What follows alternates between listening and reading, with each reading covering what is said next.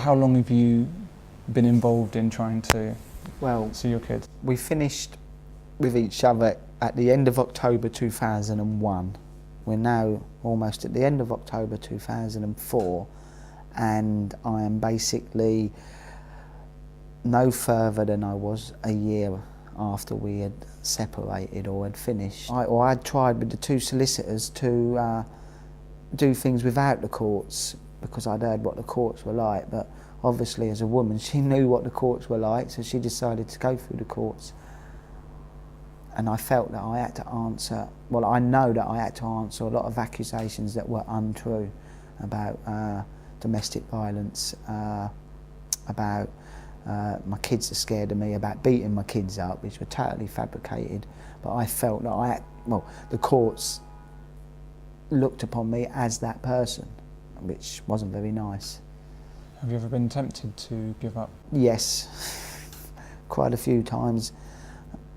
Only because the mental abuse that my children would have been getting from the ex-missus, because your dad's this, your dad's that, and I didn't want them to go through that. And also mentally, sometimes I can't take it, but within 2 minutes I'm back there and I'm fighting it again. It's scary because kids do lose their dads, and then they're told that the dads have never wanted anything to do with them, but it couldn't be further from the truth.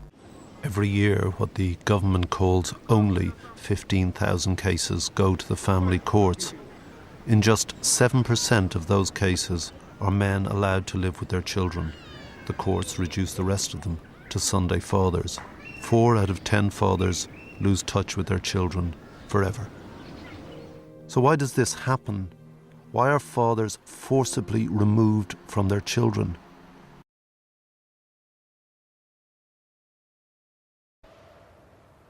While society is changing, what is still the fact is that women take the prime responsibility for caring and bringing up the child, and that's still, you can see that in the patterns of work, you can see that in who's at the school gates picking up the children, you can see that in who takes the children to the doctors, who takes the children to the dentist. Indeed, but who enables her to do this? Who pays for the dentist bills? Who's sacrificing time with the child so that she can do these things? Nobody appreciates Dad. Nobody ever says, hey, Daddy, thanks for knocking out this rent. Hey, Daddy, I sure love this hot water. Hey, Daddy, this easy to read with all this light. If the child is already living with the mum, the judge may well decide that that's in the best interest of the child to continue. But that's wrong. Well, that may be your view. The whole idea of the primary caregiver and the best interests of the child is flawed. It's simply a weapon used against fathers to belittle them and make it acceptable to remove them from parenting. By arguing that the mother is somehow more important and more relevant for the care of the child, it's easier in our minds to discount the father and regard him as superfluous. But the father is certainly not superfluous. The family is one unit and is indivisible. Any attempt to define the father's role as somehow less important is an attack on family and a hate crime against men. So, for example, in some of these relocation cases, what you've seen being argued on the, let's say it's the father who's worried he's not going to see his children again because he lives in Cornwall and the wife wants to move to Scotland or Australia. He argues that it's in the child's interest to have contact with him as his father. The child will be damaged and will suffer if it doesn't have that contact, and it will lose out on that relationship. I only need to assess the family dynamic for the court. Well, it's simple. Carla and I both love our son, but she's trying to take him away from me so her new husband can pursue his career. How do you feel about him? Who, Roger? Yes. He's a decent guy, I guess. Good to your son? Yeah, sure. Loves him? Look, why are we talking about Roger? Who cares about Roger? This is about me, Reese, and Carla. Like it or not, he factors into this. Well, how do you think you'd deal with it if Carla was able to take Reese out of the country? That's not gonna happen. If it did?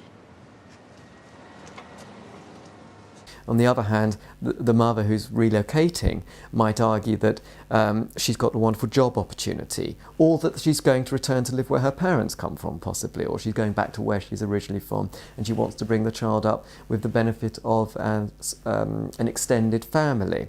Why are you doing this? Why am I doing this? Restraining orders and lawyers. Carla, I only have one son. Roger can get another damn job. This is a great opportunity for us, Peter. What about Reese, huh? You ever think about that? I mean, you want to take him away from his father? an extended family and the mother having a good job, living in a happy relationship with a new Scottish man, those all might be things that could produce an environment that's going to be best for a child. And again, you have to weigh them up, and it's very difficult, these balancing acts. There's no right or wrong in them. They are balancing acts. There is no complexity and there is no balancing act. If a woman decides to have a child with a man, then she must live with the consequences of that decision, and this includes fewer freedoms to relocate. It's literally amazing that in our supposedly male-dominated society, fathers' rights are up for debate. All the court can ever do is balance the two and try and work out what they think is going to be in the child's best interests. Well, that's the mantra they use. It's always the best interest of the child. The child's interest is paramount. So they all hide behind that one sentence, but there's an awful lot of people hiding behind what is a very little narrow pillar. I don't know how they all manage to hide behind it for so long. Best interests of the child must be removed from the statutes. It's nonsensical. The best interests of the child are indivisible from the best interests of family. One cannot profess to care about children if you don't also care about the parents. Both parents. The best interest of the child is that he has a mother who is responsible in their choice of father. The best interest of the child is that the father is not removed from parenting. The best interests of the child are that both parents are present and have a biological investment in the child. The best interest of the child as it stands today equates only to the best interests of the mother. And while women may see this as some sort of superior position, a victory of sorts over men, women don't actually win anything. The real winners are government and the legal industry. You have laws that, if you stand them up and put the spotlight all over them, are gender neutral. But the practice of that law, all men will know that if you go into court and your wife, she doesn't even have to get a good solicitor. If she decides that she wants A, B and C, she will get A, B and C. As David Malter on one of our helplines, his young boy said to him once, those courts you go to, Dad, they actually work along the lines of mum wants and the court does it. And he was only a young lad when he said it to him. But even that young lad was aware that when his mother went to court, if she wanted something, she got it. I think it's got to change the mindset of people rather than the law itself. It's the mindset that women actually think that they are divinely right to have the children because they give birth. The continuing nobility of men under these oppressive circumstances is absolutely incredible. A man's not even allowed to be frustrated that he hasn't been able to see his child for years. If he tries to see his children against the mother's wishes, he's a stalker. If he gets angry about being denied contact, he's violent. If he refuses to pay child support without the right to see his child, he's a deadbeat dad. That is not in the best interests of your daughter. Ms. Jenkins says she is afraid of you. You are obsessive, aggressive and unpredictable, stalking her in the street. No, Karen, I wasn't stalking. I just wanted to see Lola. It was the only way I could get a glimpse of her, check she was all right. If you love someone, you worry about them all the time. Mr. Flint, you hardly know your daughter, so how can you say you love her? Do you worry about anything that you say and how you behave will have a bad influence? I mean, I do worry how I behave, so you're careful not to. The minute you swear in there, the minute you get annoyed, they say, look, he's like they said. There's not the fact of the matter that it's been 3 years, you've had it up to here. Take, for example, the requirement to have a welfare officer's report. The government target is 12 weeks. Now that's 3 months before you get a report. In fact, it seldom takes 3 months. It usually takes 4 or 5 months. Some reports take 4 or 5 months to get done from CAFCAS. One report took 7 months for them to send, and in them 7 months I only see my children 3 times because my ex-partner has said that the children didn't want to see me. Judges rely on CAFCAS reports to do their jobs.